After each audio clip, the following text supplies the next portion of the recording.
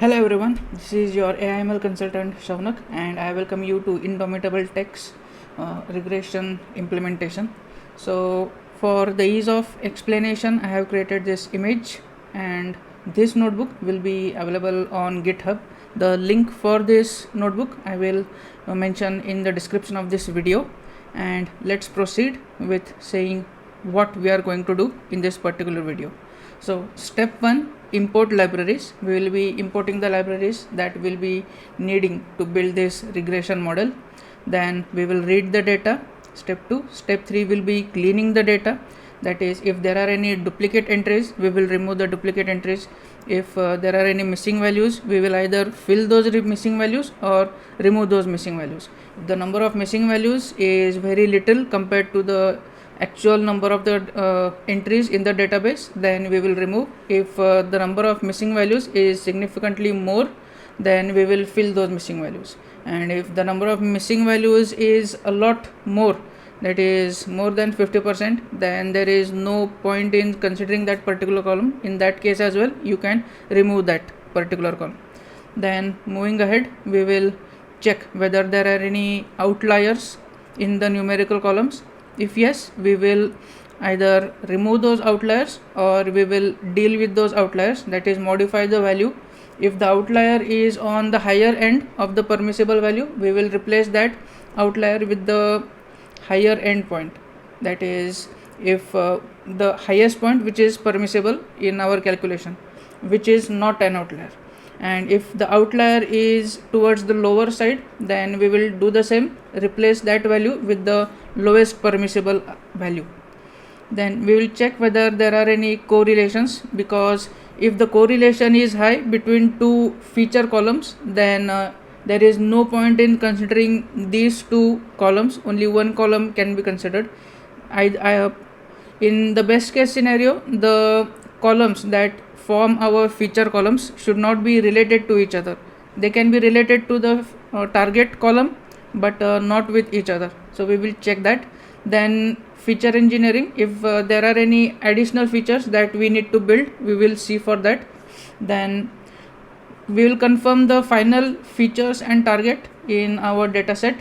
Then we will split our dataset into train test split, that is step number 6. Then to step number 7, we will standardize or normalize the data depending upon the requirement. So we will be using standard scaler or normalizer for that. Then we will train and evaluate the model. So let's proceed with the actual implementation. So this image which we just discussed, so these steps remain more or less same for all the machine learning models: regression and classification. This step: import libraries, read data, clean data, then feature engineering, confirm feature and target, train test split, standardize, normalize the data, train and evaluate.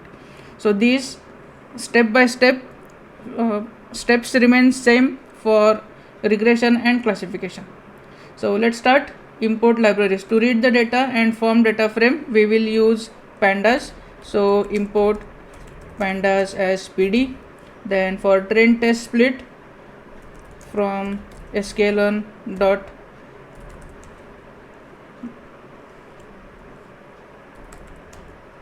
preprocessing import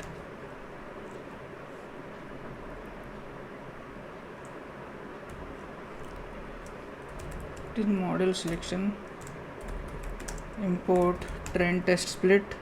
Then for scaling, from sklearn dot preprocessing import standard scaler. And for training the model, we will see linear regression, random forest regressor, and support vector regressor. So let us import that from sklearn. Let me just copy this so it will be easier to paste. sklearn dot linear model, import linear regression from sklearn dot ensemble, because we import random forest from ensemble. Import random forest regressor in this case, since we are dealing with regression model. And support vector, from sklearn dot svm, import svr, support vector regressor. For evaluation, we will be seeing R2 score, then explained variance score and mean squared error. So R2 score tells us how good the model is fitting. This is explained variance, not explainer. Explained variance ratio, the ideal value for explained variance ratio is 1. So the closer our value to 1, the better our model. And mean squared error, so for mean squared error, depending upon the actual values of our predicted values, so we will be able to tell whether the mean square error is good or not. So suppose our actual predicted values are in between the range of, let's say, 0 and 10. So for 0 and 10, let's say mean squared error of 1 is good. So depending upon the values, I'll explain while we are actually performing this evaluation mean squared error. So let me quickly import from sklearn.metrics, import R2 score, then mean squared error, and then explained variance score. And this is the file path where I have kept this file. The link to this dataset, I have mentioned it at the top. It is at Kaggle, revisiting a concrete strength regression, and from that I have extracted this CSV file and kept at this location. So let me quickly execute this particular cell block, then let us read. This is the file path. So raw df, so raw data frame pd dot read CSV and file path. Now let's see how our raw data frame appears. Let's see the top 5 rows. So cement, slag, fly ash, water, super plasticizer, coarse aggregate, fine aggregate, age, and CSMPA. So CSMPA is the target column. So if you check over here, if you go through the details of it, you will be able to see what all the parameters we are supposed to consider. So let's see the shape of our data frame. So it has 1030 rows and 9 columns. Now let's clean the data. So let us first remove duplicate values if there are any. Raw df dot drop duplicates, so this will remove the duplicates and in place as true. And for check for missing values, raw df dot is na, and then we will see the sum. So we will get the sum of all missing values for every column. So upon executing, since all the values are 0, there are no missing values over here. So we don't have to deal with missing values as there aren't any missing values. Now let us check for outliers. So raw df dot plot, and here kind as box plot.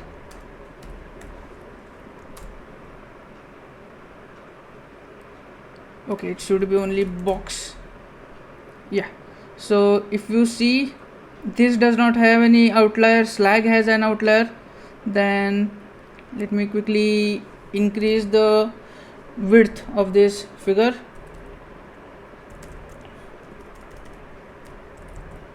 Fig size equal to, let's keep it 15 and let's keep it 5.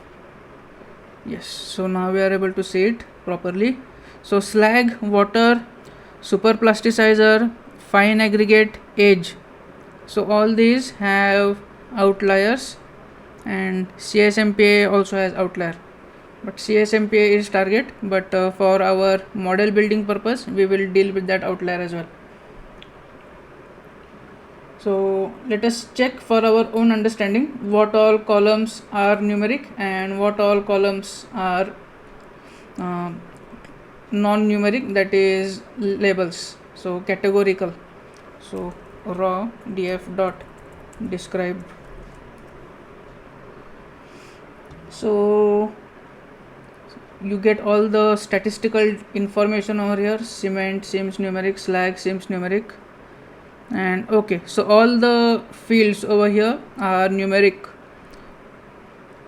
The reason why I am saying this is because for dealing with outliers, you deal with outliers of numeric columns, and for categorical columns, you, since these are the labels, you do not have to deal with them as outliers. So let us quickly write a function to deal with outliers. So we will use interquartile range over here. So interquartile range is nothing but difference between 75th percentile and 25th percentile. So I have mentioned the comments over here. So this notebook, blank notebook, will be available on GitHub. Also the solved notebook will also be available in case you need any solution for the existing steps mentioned over here. So you can refer the solution, but I would suggest to do your to practice on your own first before referring the solutions. So let us calculate 25th percentile. Let me quickly just take a look at the columns before proceeding. So q1 equal to raw df dot. To see the percentile, you type quartile 0.25 and q3 equal to raw df dot quartile 0.75 and iqr equal to q3 minus q1, and here we will be getting permissible minima, because minima, let's say permissible minima, or let's call it min val, because here where I have mentioned this particular function, I have mentioned the name as min val, minimum permissible value. So that will be q1 minus 1.5 times iqr, and similarly max val will be q3 plus 1.5 times iqr, and we will then create this function. So what this function will do, it will test for all the values in a particular column, and if that value is more than the permissible value, let's say if it is more than the permissible maximum value, then it will change that value and mention the maximum value over there. If it is less than minimum value, it will replace that particular value, outlier value, with minimum value, and if it is between minimum val and maximum val, then it will keep the value as it is. So let us quickly write the code over here. So if value, so we will be checking for value. If value is less than minimum val, value equal to minimum val. If value greater than max val, then value equal to max val, and else value equal to value. So do nothing over here, and then finally return value. So this will be our function. So we got okay, quartile.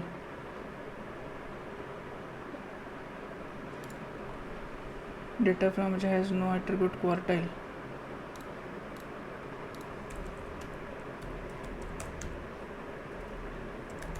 Oh sorry, it is not quartile, it is quantile, my bad. So R shouldn't be here, it is n quantile, my bad. So the function is also created. So let us execute from list of the columns where we see outliers.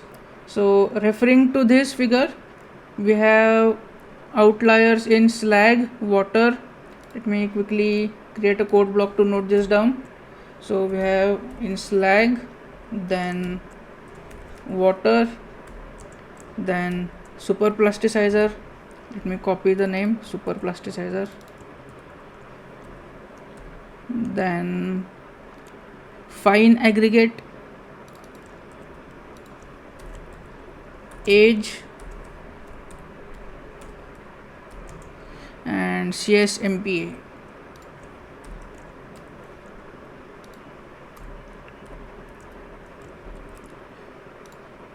Let me quickly paste it over here, which is the outliers column list, and then let us loop over the columns to process their outliers. So for column in outlier calls, so we will proceed with executing this outlier replacement function step by step over the columns. Our data frame is raw df, so raw df, and then column equal to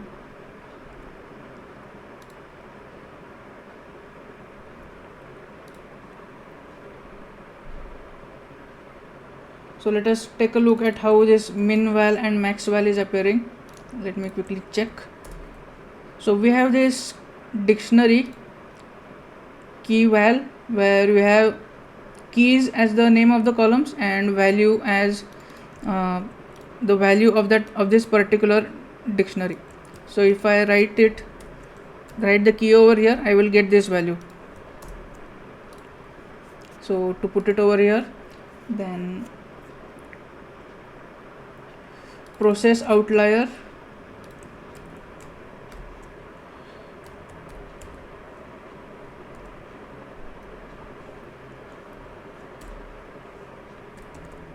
raw df dot column is column dot map. So we are applying the function over here, lambda value, where and then we will pass in this function which we have written, process outlier, and in this the argument will be value, that is the particular value in that column series, then min val and max val. So min val for that particular column and max val for that particular column,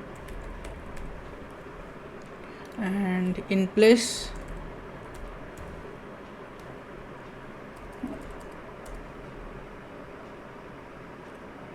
okay, so map doesn't have in place, so let us do raw df column equal to and then execute.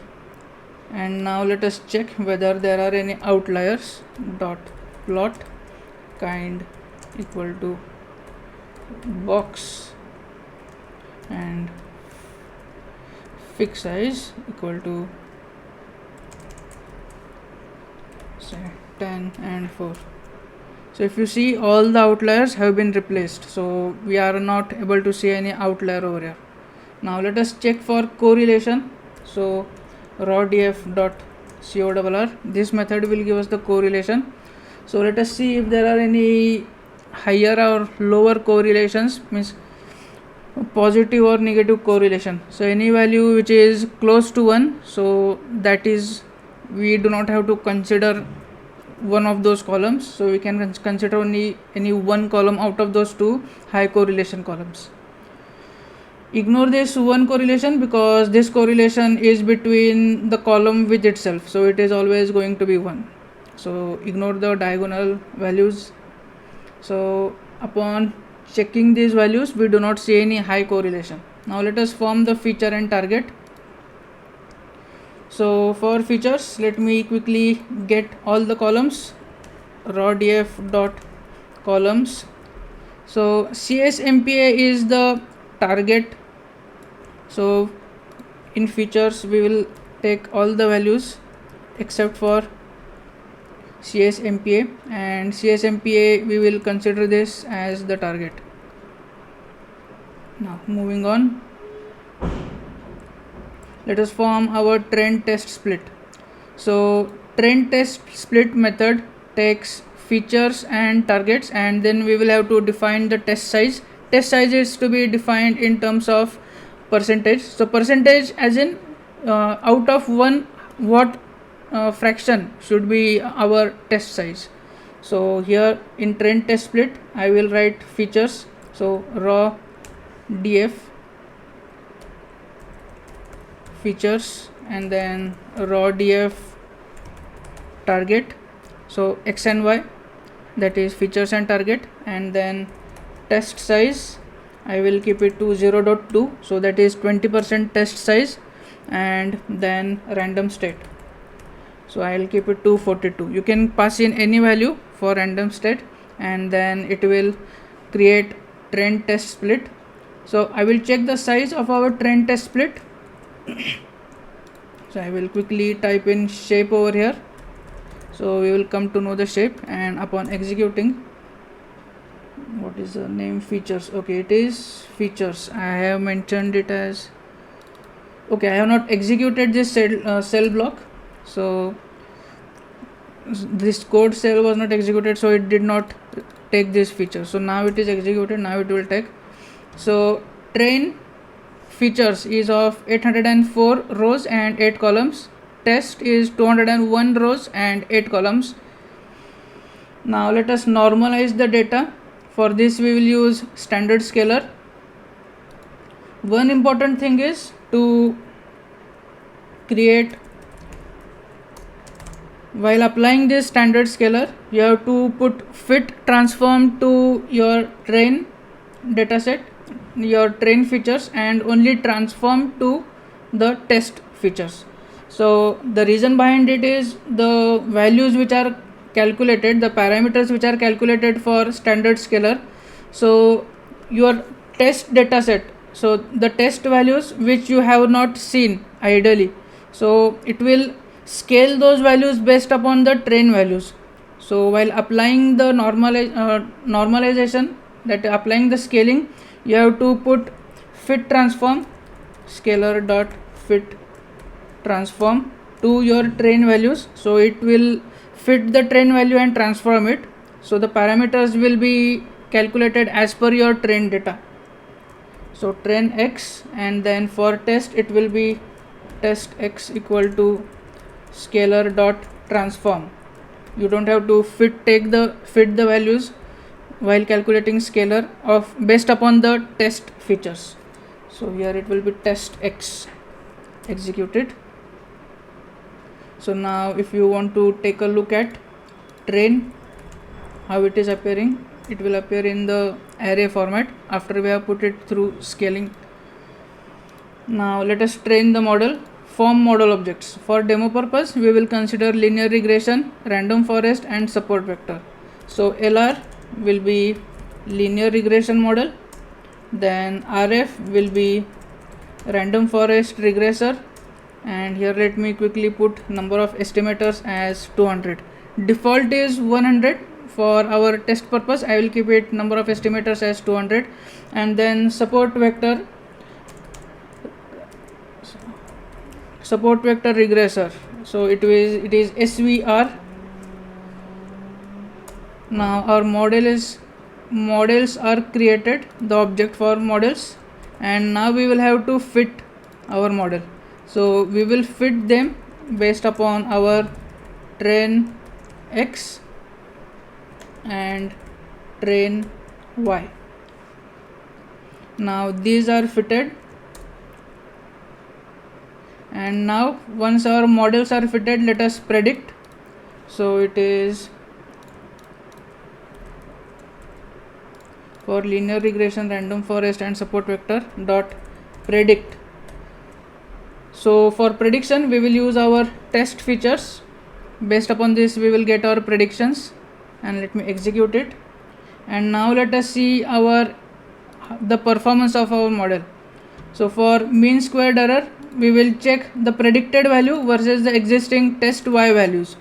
So for linear regression, mean squared error, so mean squared error, here I will write pred logistic regression LR and then test y, and explained variance, the same thing, explained variance, and pred lr test loy. Similarly for random forest, let me quickly copy these things.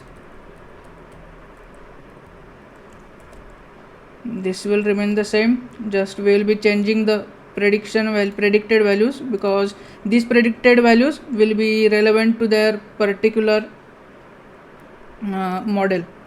So this is for random forest rf, and this is for support vector.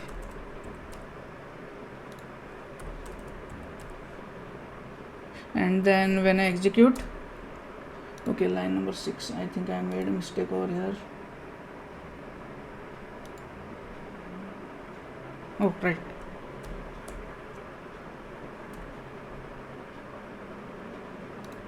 So I need to close this print statement. Just a minute. Explain variance.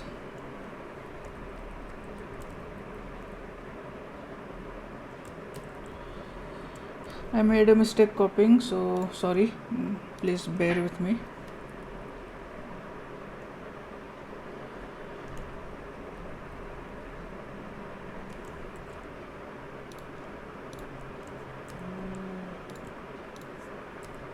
And this LR will be replaced by SV, and this LR will be replaced by RF, and now we should get the correct values. So linear regression, mean squared error. So this has mean squared error of 87. So the predicted values, the chance of getting those values apart from each other is of 87. Explained variance score is 0.5, which is not that good. For random forest, mean squared error is 25.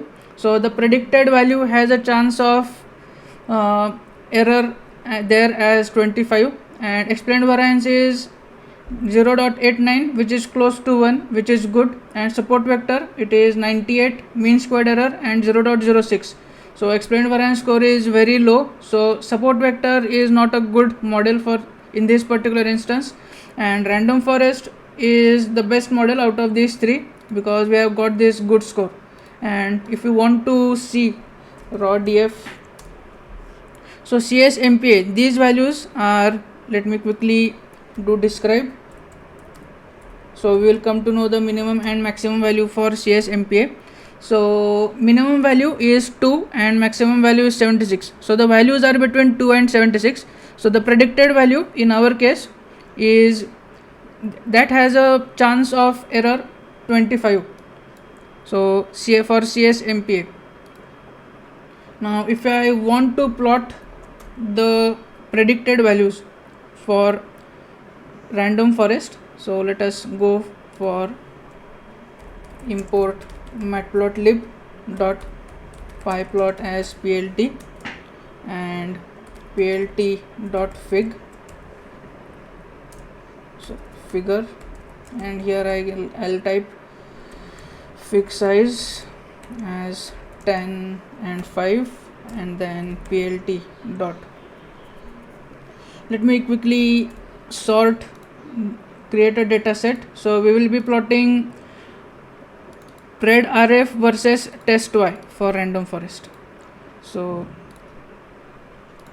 I'm creating a data frame over here, pd. So let's say plot df equal to pd dot data frame, and here I will say pred rf, and here I will pass in the values of pred rf, and then test y, and here I will pass in the values of test y, and then I will sort it, plot df dot sort values. I'll say pred by pred rf in place true. So if you see this plot df, it is now sorted as per predicted values, And now let us plot it. So plt dot, here x will be range, on x-axis we will take it as range, on y-axis we will have these predicted and test values. So range length of plot df, and then another one will be this spread rf. So plot df and this spread rf, and similarly for this color we will give color as blue, and then this should be plt dot plot, and then plt dot plot, and color this will be red, plt dot legends, and then plt dot show. Okay, only model legends. Okay, so legend has appeared.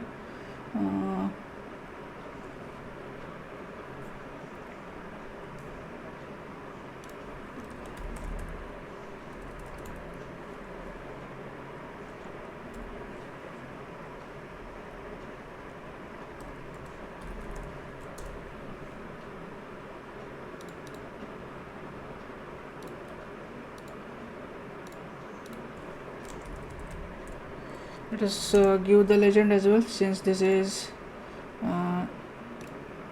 spread rf, and this is test y.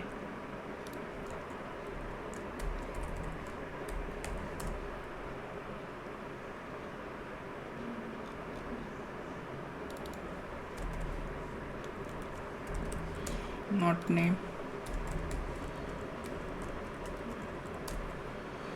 Label. So red is the test and blue is the predicted.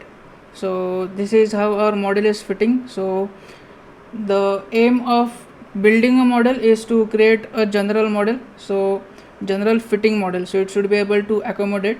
So we do not have to train the model in such a way that it overfits.